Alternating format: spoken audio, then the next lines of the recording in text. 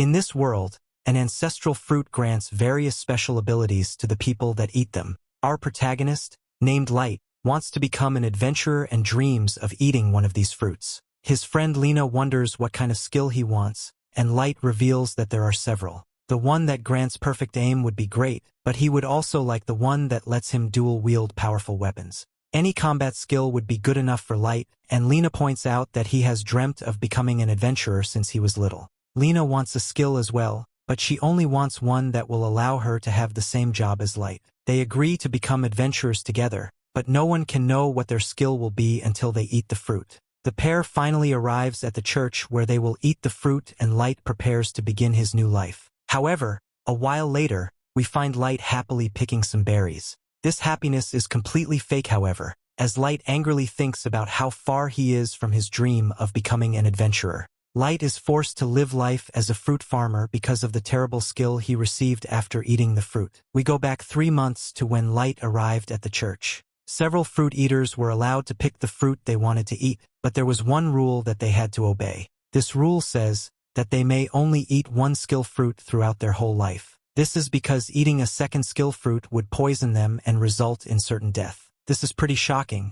but it's a rule that many have had to learn the hard way. Tons of people have disliked the skill they received and wanted to try again. Unfortunately, not a single person who has eaten 2 skill fruits has ever survived. Light is well aware of this fact, and points out that it's absolutely necessary for an adventurer to have a combat skill. Every famous adventurer possesses an incredibly powerful skill, and Light wants to be just like them. Lena goes first, and her body turns hot after eating the fruit. Everyone is stunned for some reason, and she receives a sword saint skill. The nun in charge never thought that she would ever see a sword saint in person, and she declares Lena as a chosen one. Light is next, and he eagerly bites into the fruit. He declares that it's time to leave his mark in history, but the nun is unimpressed. Light eagerly waits to hear what his powerful skill is, but the nun reveals that he received a fruit master skill. It allows him to harvest a lot of berries and stuff at the same time, and it shortens cultivation times. The nun really piles on the disappointment, as she explains that the fruit master skill is the furthest from being suited for combat. Light's dreams of becoming an adventurer are destroyed, and his life is now ruined. Lena tries to make him feel better by saying that she will harvest fruits with him, and they can even build a massive plantation. This infuriates the nosy nun as she points out that sword saints like Lena are only seen once a decade. For the sake of the nation, Lena must become an adventurer and moved to the city immediately. The two friends say goodbye as Lena is dragged away and Light is left with no hope. Back to the present, we learn that Light has been growing fruit non-stop since that day, and has been selling the fruit for money. Light hates farming for the most part, and fruit doesn't sell for much either. His skill would be more valuable if it could help him grow anything other than fruit, but it can't. As for Lena, she has been promoted to S rank in record time. Some little orphans nearby dream of becoming great adventurers like Lena, and this only makes her boy feel worse. Light is in some wimp though, and vows to one day become an adventurer that is even better than Lena. Even without a combat-type skill,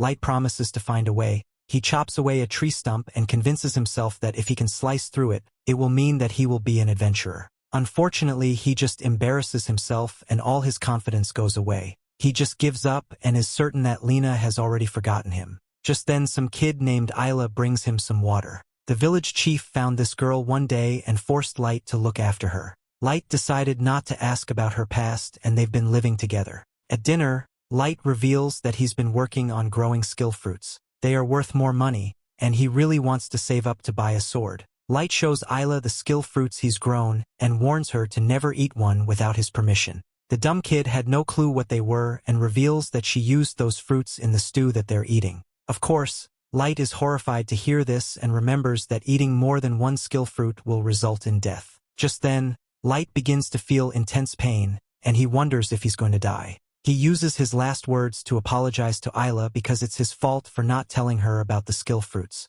His dramatic speech is cut short when Light realizes that he isn't dying. Just then, our boy is shocked when he receives a second skill, one called the Sword God. Back at the church, the nun senses something that she never thought possible. Back with our boy, Isla also receives a skill after eating the fruit. As luck would have it, Isla's skill allows her to see the skill someone else has, and what their skill can do. Her power reveals that the Fruit Master skill makes Light immune to the poison of all fruits. As for Light's Sword God skill, it increases his attack power dramatically when wielding a sword. Of course, Light rushes outside to test his new skill. He finds that he's now able to easily slice through the tree stump. That isn't all, as his attack nearly sliced down all the trees in the forest. Light couldn't be happier, as this means that he's now the only person in the entire world with 2 skills. The next day, Light into the city so he can go to the Adventurers Guild. He explains to Isla that completing bounties results in a reward that will allow them to buy equipment and food.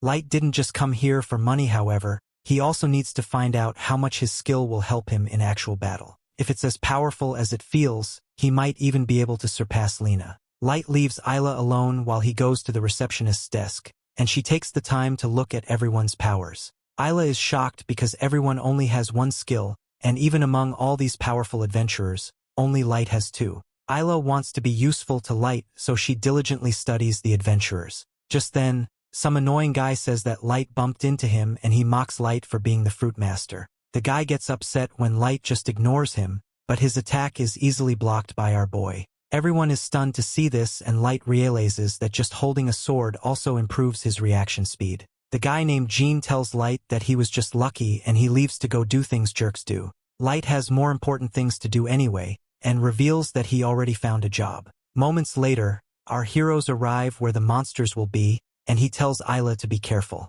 Isla spots their first monster and uses her appraisal skill to reveal that it has some pretty high defense stats. Our boy Light is ready for his first battle, and uses his Sword God skill to slice the slime in 2.